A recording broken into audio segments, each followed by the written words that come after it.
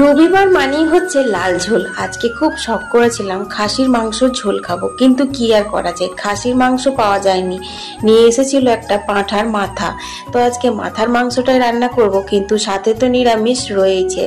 এদিকে কাচাকুচি সেরে বাইরে এসে দেখছি ও মা কি মেঘ করেছে গো, এইসব জামা কাপড় আদৌ আমার আজকে শুকোবে তো জানি না। যাই হোক, মসুর ডালটা বেটে নিলাম, এদিকে আলু পোস্তও নামিয়ে নিলাম।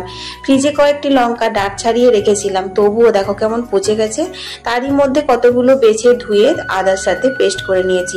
এদিকে সব কিছু দিয়ে খাওয়ার জন্য গরম গরম ভাতটাও তো রেডি করতে হবে, তাই না? তো এখানে দেখো মুসুর ডাল বাটার উপরে নুন আর হলুদ দিয়ে দিলাম, তারপর ভালো করে ফেটিয়ে নিচ্ছি। ডাল ফেটাতে আমার কিন্তু ভীষণ ভালো লাগে। তারপর সর্ষের তেলে পোড়াগুলো ভেজে নিচ্ছি। ওদিকে দেখছি ভাতটাও হয়ে গেছে, ভাতটাও নামাতে হবে।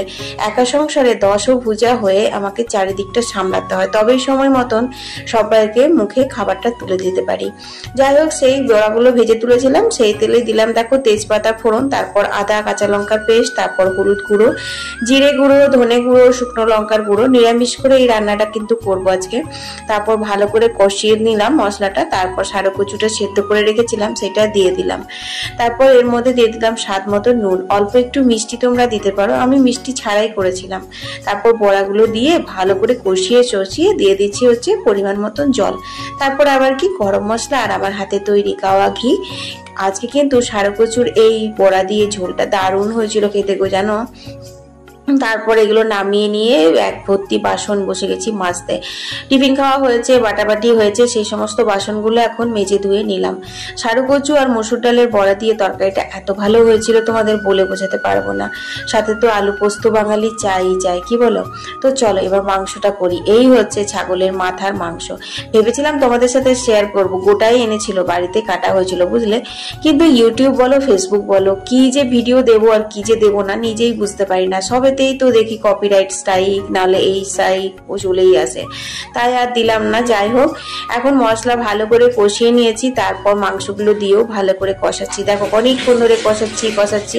তারপর ভেজে রাখা আলুগুলোও দিয়ে দিলাম। আর যেহেতু পাঁঠার মাংস, তাই একটা মিট মশলা এনেছিলাম বুঝলে। আর এখানে অনেকগুলো গোলাপ ফুল ফুটেছে, সেগুলো ভাবলাম তোমাদের সাথে একটু শেয়ার করি। তারপর মিট মশলা দিয়ে সুন্দর করে কষালাম বুঝলে। দেখো তো বন্ধুরা কষানো হয়েছে কিনা, আমার কিন্তু মনে হচ্ছে মাংসটা কষানো হয়ে গেছে।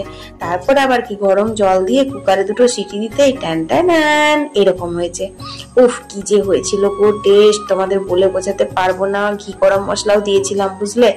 তারপর বসে গেলাম খেতে। এবার বুঝো যে ছাগলের মাথা যদি ঘরে কাটা হয় তাহলে একটা জিনিস পাওয়া যায়, সেটা হচ্ছে ঘিলু। তো ছাগলের মাথার ঘিলু ভাজা কে কে